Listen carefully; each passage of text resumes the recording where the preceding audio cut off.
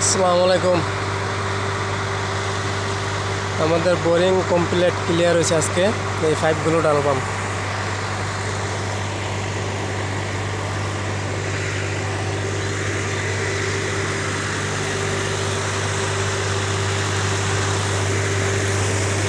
পাইপগুলো ঢালার পরে তারপরে গ্রেভেলগুলো ডালবাম। এই পাথরগুলো ডাইলা বালিগুলো ডাইলা জাম দিবাম।